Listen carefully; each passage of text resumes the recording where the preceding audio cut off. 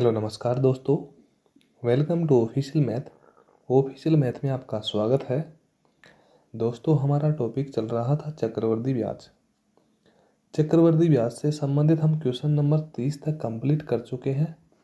आज का हमारा क्वेश्चन नंबर 31 में दे रखा है कि किसी धन राशि पर 4% वार्षिक ब्याज की दर से 2 वर्षों के साधारण ब्याज और चक्रवृद्धि ब्याज का अंतर कितना है? 1 रुपया। यानी कि जो हमारे पास समय दे रखा है वो कितने वर्ष है? 2 वर्ष। और बात किसकी कर रहा है? साधारण ब्याज और चक्रवृद्धि ब्याज के अंतर की। तो यानी कि मैंने आपको बता रखा है कि 2 वर्ष दे रखा है और चक्रवृद्धि और साधारण ब्याज की बात की है, तो इसका मतलब कितने गोले बनेंगे हमारे पास? 4 गोले। ये हमने बना लिया। अब ये देखो, हमारे पास दर का मान कितना है? 4%। 4% का मतलब कितना आता है? 1/25। कैसे आया? 4/100। 4 एकम 4 1 आ गया और 4/2500 कितना आ गया? 25। यानी कि हमने 4% को यदि भिन्न में बदला तो कितना आ गया? 1/25। अब मैं आपको हर क्लास में बता चुका हूँ कि यहाँ पे हमारा 1 आएगा क्योंकि बराबर का चिन्ह है यहाँ पे, और ये 25 हमारा इसमें चल जाएगा साधारण ब्याज में। तो यानी कि 25 हमारा यहाँ पे आ गया। तो यानी कि ये पहला साल है और ये हमारा दूसरा साल है। तो दोस्तों, बताना चाहूँगा, आप सोचो कि जब पहले साल का यदि साधारण ब्याज 25 रुपये है तो दूसरे साल का भी साधारण ब्याज 25 रुपये ही होगा। कोई समस्या नहीं है। फिर वापस मैं इसका कितना करूँगा? 1/25, और चिन्ह किसका है? बराबर का। 1 गुणा 1 किया तो कितना गया? 1, और 25 गुणा 25 किया तो कितना गया? 625। अब यदि 625 में 1 का भाग दूंगा तो कितना आएगा? 625। ये हमारा क्वेश्चन जो अभी दर से हुआ है कितना? 625। जबकि एक बात का आप ध्यान रखना, क्वेश्चन होता है ऐसे कि साधारण ब्याज और चक्रवृद्धि ब्याज का अंतर 1 रुपया है। यानी कि साधारण ब्याज तो हमारे पास 25 और 25 कितना आ गया? 50 रुपये। भैया आ गया ना? ये हमारा क्या आ गया? साधारण ब्याज।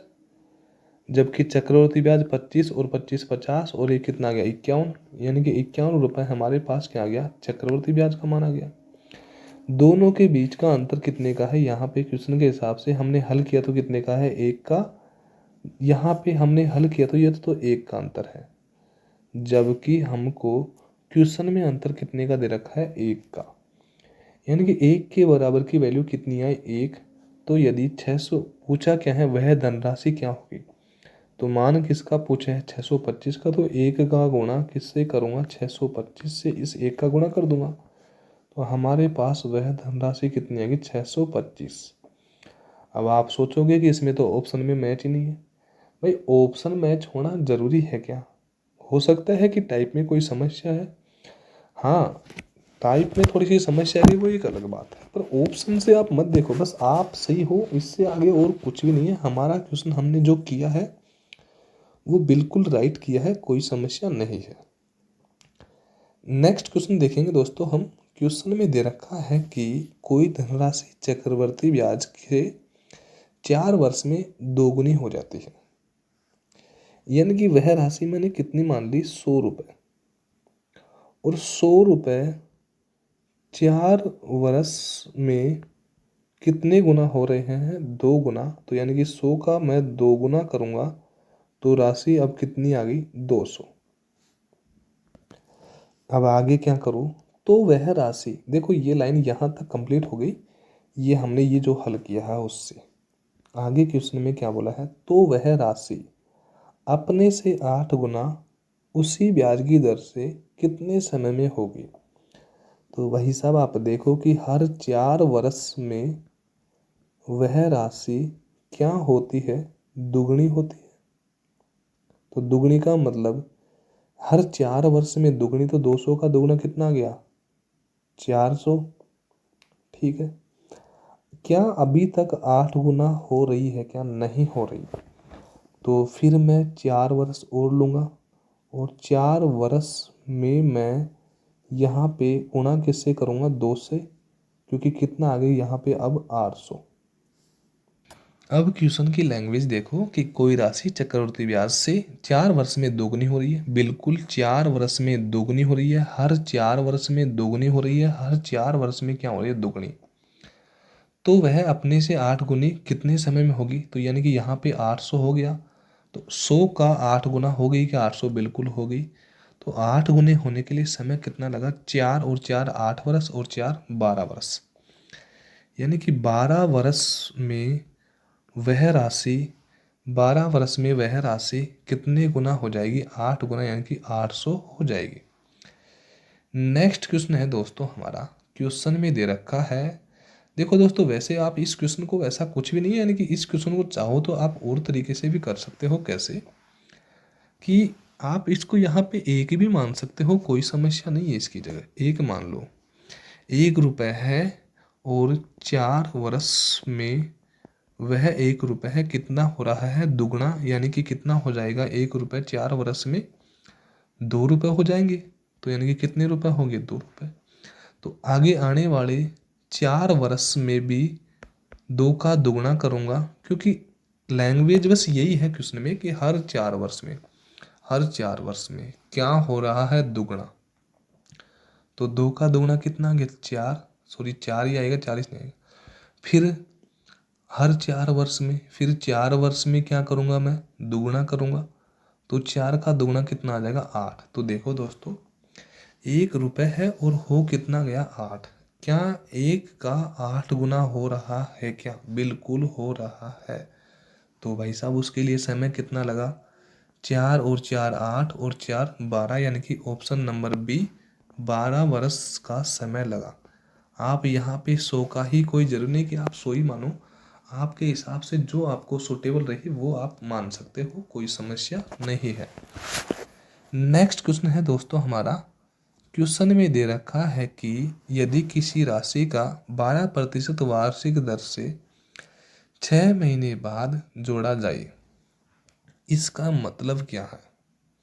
इनकी कई क्वेश्चन में बोल दिया कि अर्धवार्षिक, कई क्वेश्चन में बोल दिया 6 माही, कोई क्वेश्चन में बोल दिया 6 महीने के बाद जोड़ता है। तो यानी कि इन सभी बातों का एक ही मतलब है कि जो 12% की दर है, जो 12% की दर है वो हमारी वार्षिक, यानी कि 12 महीने की, भाई 12 महीने मत लो, इसको वार्षिक लो, यानी कि 1 साल में दर कितनी लग रही है? 12%।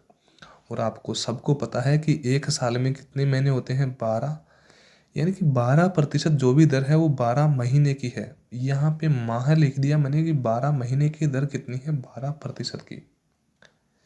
जबकि हमको यह दर कितने महीने की चाहिए? 6 महीने की, क्योंकि पहले दिन की और क्वेश्चनों में वार्षिक कर रहा था तो हर 1 साल में गणना कर रहा था, जबकि यहाँ पे बोला है कि हर 6 महीने के हिसाब से जोड़ना है। देखो क्वेश्चन दोस्तों इतना इंपॉर्टेंट है ये क्वेश्चन, आप यानी कि थोड़ा सा इसमें थोड़ा सा डाउट होगा कि 6 महीने का मतलब कैसे मैं दर को आधी कर दूं, तो उसका समझने का रीजन ये है कि 12% 12 महीने में लगती है, तो 6 महीने का मान पूछा है तो 6 से गुणा कर दो।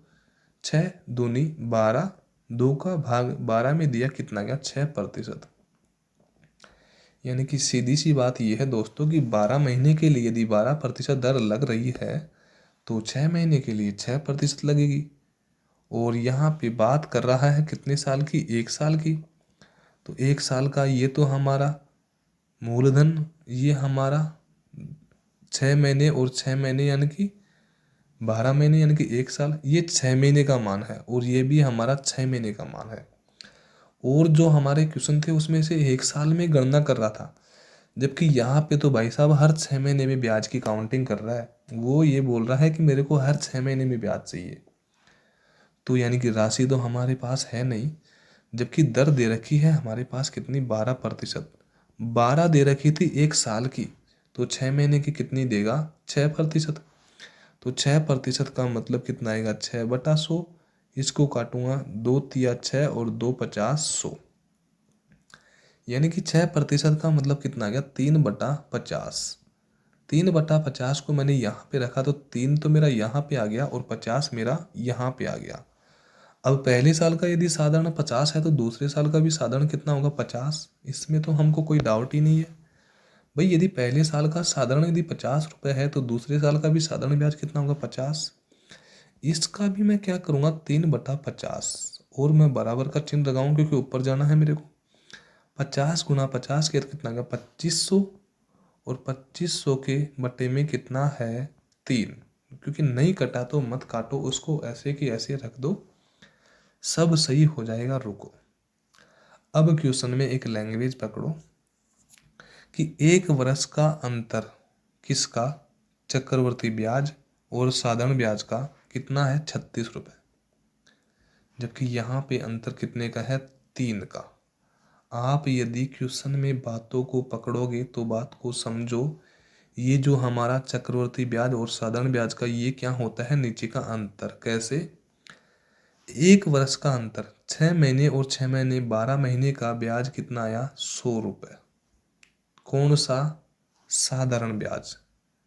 जबकि 6 महीने और 6 महीने 12 महीने का 50 और 50 100 और 3 कितना हो गया 103। ये हमारा क्या आ गया चक्रवर्ती ब्याज। कितने साल का, एक साल का, क्योंकि 6 महीने में गणना कर रहा है ना। तो यानी कि अंतर तो ये आपको पता है कि इसमें भी कितने का आएगा 3 का ही अंतर आएगा। क्वेश्चन के हिसाब से कितने का अंतर है 36 का, जबकि हमने यहाँ पे हल किया तो कितने का है 3 का। 3 बराबर 36 है तो 1 बराबर 12 तिया 36, 1 बराबर मान कितना आ गया 12। अब तो हमारा क्वेश्चन ही हो गया। तो क्वेश्चन में क्या पूछा है, वह राशि क्या है। तो वह राशि हमारे पास कितनी है 2500/3, जबकि 1 बराबर यदि 12 है तो 2503 बटा गुणा किससे करूँगा 12 से। क्योंकि आपको पता है कि क्वेश्चन में तो 1 का मान आना थोड़ा सा इजी मतलब समस्या देता है, फिर तो कोई समस्या नहीं है। 3 चौक 12, 4 बार गया और 25 चौक 100, यानी कि वह राशि हमारे पास कितनी आ गई 10,000 रुपये। यानी कि ऑप्शन नंबर ए हमारा क्या हो गया राइट आंसर।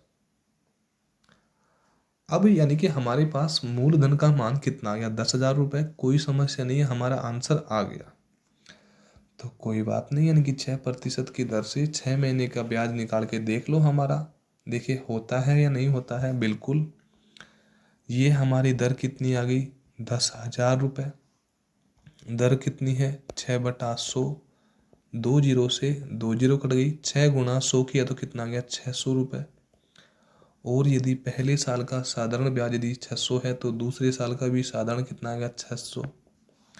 आगे मैं इसका भी 6/100 करूँगा, 2 जीरो से 2 जीरो कट गया, 6 6 36, यानी कि 36 रुपये हमारा क्या आ गया ब्याज का अंतर। जबकि यहाँ पे भी कितना था 36 रुपये ही अंतर था।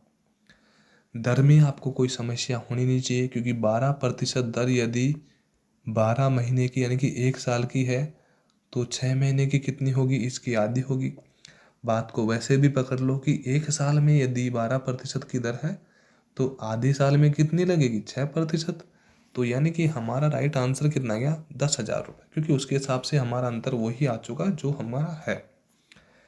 नेक्स्ट क्वेश्चन है हमारा, क्वेश्चन में दे रखा है कि किसी राशि पर 2 वर्ष के लिए 4% वार्षिक दर से चक्रवृद्धि ब्याज 102 रुपये है। हमारे पास ये 2 वर्ष का मान है तो कितने गोले बनाऊंगा मैं 4 गोले। ठीक है, 2 वर्ष के लिए तो ये हमारा 2 वर्ष कंप्लीट हुआ। 4% की दर है, 4% का मतलब कितना करूँगा 4/100, 4 एकम 4 और 4 25 100।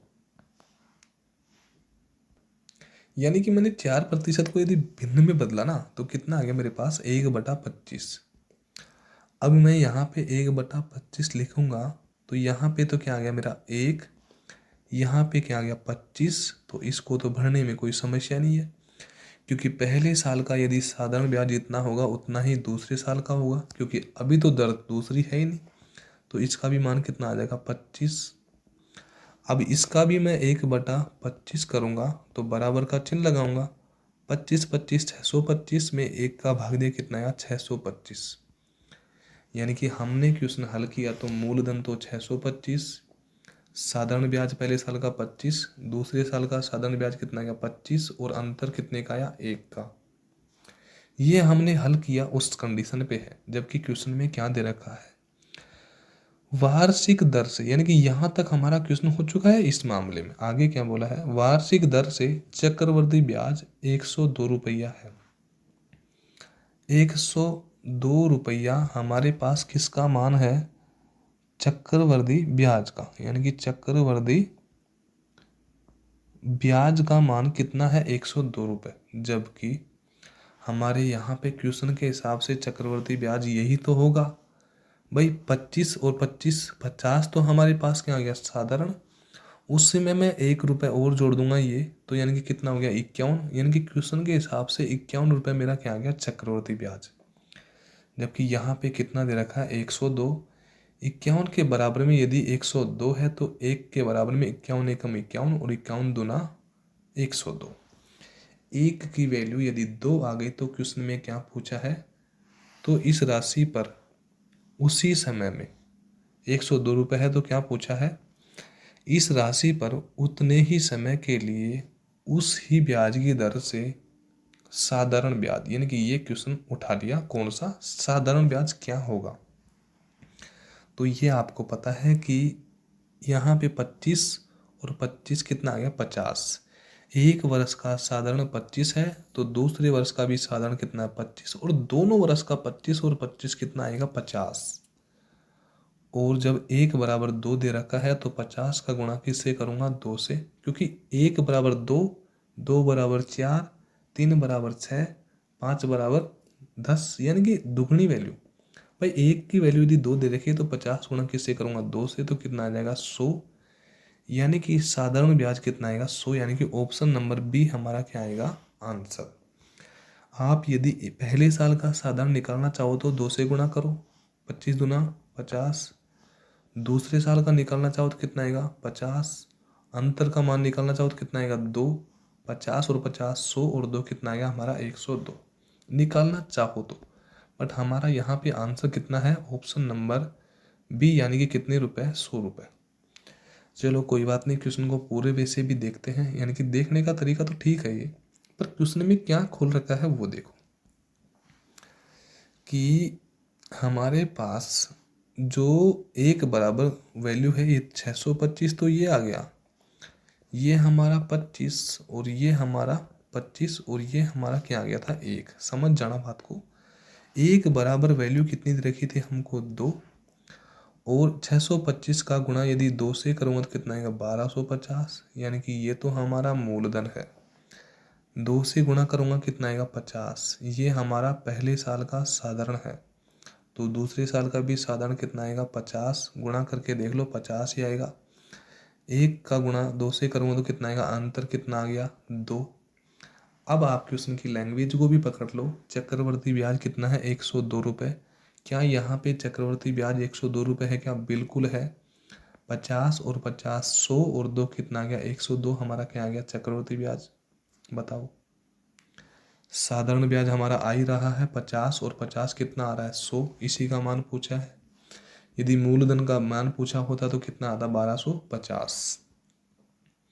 नेक्स्ट क्वेश्चन है हमारा, क्वेश्चन में दे रखा है कि अर्धवार्षिक रूप में संयोजित 20% वार्षिक चक्रवर्ती ब्याज की दर से कितने समय में, यानी कि यहाँ पे क्या दे दिया, अर्धवार्षिक। क्वेश्चन को एक तरीके से नहीं, दो तरीके से देखेंगे, पर यहाँ पे क्या बोल दिया हमको, अर्धवार्षिक। जबकि यहाँ पे 20% वार्षिक, यानी कि 20% जो दर लग रही है वो कितने महीने की है, 12 महीने की, यानी कि 1 साल की। 1 साल की दर यदि 20% है तो यहाँ पे अर्धवार्षिक रूप से पूछा है, संयोजित। तो भाई साहब जब 1 साल की दर यदि 20% है तो 6 महीने की पूछी है, तो 6 दूनी 12, 2 ढाई 20, कितनी आ जाएगी, 10%। ठीक है, यानी कि 6 महीने की दर हमारे पास कितनी निकल के आ गई, 10%।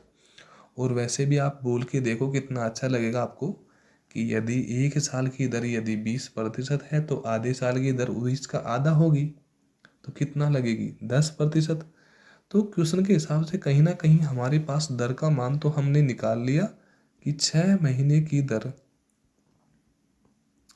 6 माह की दर कितनी आ गई हमारे पास, 10%। चलो ये तो हमारा क्लियर हो गया। जब 12 महीने की यदि 20% है तो 6 महीने की कितनी आ गई हमारे पास 10%। ठीक है। अब क्वेश्चन में क्या बोला है, वार्षिक चक्रवृद्धि ब्याज की दर से कितने समय में 10,000 रुपया की धनराशि 13,310 रुपये हो जाएगी। यानी कि वह राशि कितनी हो रही है 13,310 रुपये, जबकि वह राशि थी कितनी 10,000 रुपये। आपको ये समस्या मैं हर चीज़ का क्लियर करूँगा आपको कि यहाँ पे पट्टे में क्यों रखा और ऊपर ही क्यों आया मूलधन विसर्जन सॉरी नीचे ही क्यों आया मूलधन। तो यहाँ से यानी कि शुरुआत हो रही है साल की और यहाँ पे कितना समय हो गया, तो यानी कि यह राशि कितनी हो गई 13,310। तो यानी कि कितने समय में हुई, तो यानी कि ये तो हमारा क्या आ गया मिश्र धन और ये हमारा क्या है मूलधन बराबर ब्याज की दर 6 महीने की कितनी है 10%। तो 10% का मतलब कितना आ गया 1/10, क्योंकि यहाँ पे 10/100 करूँगा 0 से 0 कट जाएगी तो वैल्यू मेरे पास कितनी आ जाएगी 1/10।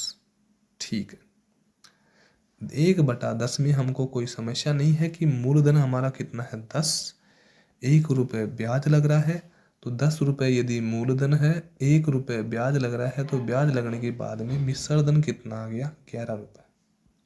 तो यानी कि ये हमारा देखो मूलधन बात और ये हमारा क्या आ गया मिश्रधन, सामने मान है ये भी और इसकी वैल्यू हमने हटा दी, कोई काम की नहीं है। अब क्वेश्चन में बिना फॉर्मूले क्वेश्चन कैसे हो उसके लिए बता रहा हूँ, बाकी तो यदि आपको फॉर्मूला देखना है तो बुक है खूब अच्छी, आप उसमें देखा करो। तो यानी कि यहाँ पे वे वैल्यू दे रखी है तो 0 से तो 0 कट ही जाएगा, इसमें तो कोई समस्या नहीं है, ये तो सभी काट दोगे। ठीक है, क्योंकि बट्टे में है और ये तो आपको पता है कि ये धन था पहले और ये धन ये हो गया तो बट्टे में रख सकता हूँ भाई, ये तो हमारा मूलधन है और ये मिश्रधन है। ये हमारा धन था प्रतिशत के हिसाब से और ये हो गया भाई, ये हो गया ना। तो अब यानी कि इसके मैं रूट लगा दूंगा तो रूट में तो यानी कि 2 साल आएगी तो 1331 और 1,000 का तो कोई रूट है ही नहीं। तो यानी कि इनका मान मैं क्या लाऊं, इसको 2 साल करूं 3 साल करूं या 4 साल करूं कि इसकी वैल्यू यहाँ पे 11/10 हो जानी चाहिए। तो बिल्कुल मैं यदि यहाँ पे घन क्यूब लगाऊंगा तो यानी कि 11 11 121 और 121 गुणा 11 करूंगा तो कितना आएगा 1331। 10 250 और 100 गुणा 10 करूंगा तो कितना आएगा 1000, यानी कि 11/10 आ गया हमारे पास वैल्यू। और जो 11/10 यहाँ पे पहले वन था उसके बराबर की वैल्यू आ गई, वो कितने समय में आई 3 वर्ष में। अब आप कहोगे कि आपने तो अपने मन से ही रख दी, हमको कैसे पता। अरे भाई यानी कि यहाँ पे इसके बराबर की वैल्यू लेनी है, तो यानी कि आपको पता है कि जब 144 और 100 दे रखा है और बराबर में दे रखा है कि 10 और 12, तो आप इसका क्या करोगे, सीधी सी बात है रूट करोगे कि 12 12 144 10 250। तो यानी कि सीधी सी आप बात बोल दोगे कि हाँ 2 वर्ष का समय लगा। तो उसी प्रकार हमने यहाँ पे भी ऐसे ही किया है कि इसका घन क्यूब किया है तो यानी कि कितना समय लगा 3 का, तो यानी कि 3 वर्ष का क्या लग गया समय। तो क्वेश्चन में तो आप ऑप्शन मिलाओगे तो 3 वर्ष का तो आंसर ही नहीं आएगा। क्यों, जब दोस्तों 6 वर्ष में 6 माह में गणना कर रहा है, वर्ष में नहीं 6 माह में, तो 3 वर्ष का आधा होगा ना। 3 तो ये घन के हिसाब से है, 3 बार गणना की है, यानी कि यहाँ पे 3 वर्ष नहीं आएगा, 3 बार गणना की है। तो 3 बार यदि गणना की है तो यहाँ पे 3 तो वर्ष लिख ही नहीं सकता मैं।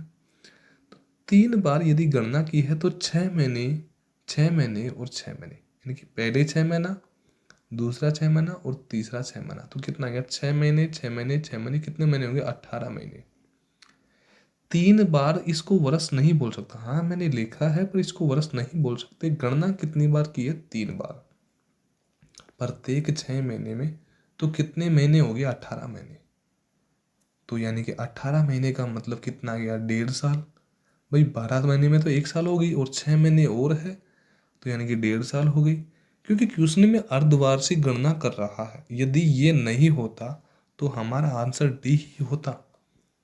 बट यहाँ पे अर्धवार्षिक का मतलब कितना आएगा, ऑप्शन नंबर ए यानी कि 1/1/2 वर्ष में हमारा आंसर हो जाएगा।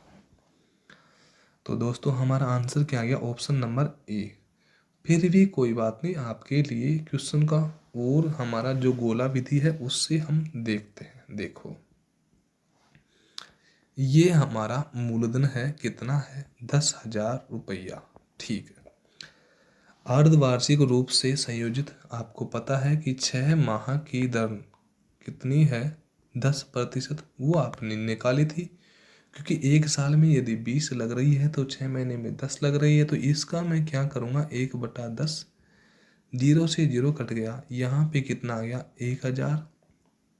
यहाँ पे कितना आ गया, 1,000। और यहाँ पे कितना आ गया, 1,000। समय हमारे पास दे रखा है 1.5 वर्ष का, क्योंकि हम अब ऑप्शन से कर रहे हैं क्वेश्चन को। 1.5 वर्ष का समय दे रखा है और हर 6 महीने में क्या कर रहा है, गणना।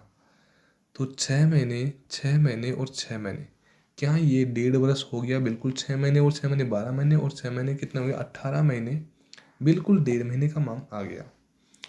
वापिस मैं इसका 1/10 करूँगा, 0 से 0 कट गया, कितना आ गया यहाँ पे 100।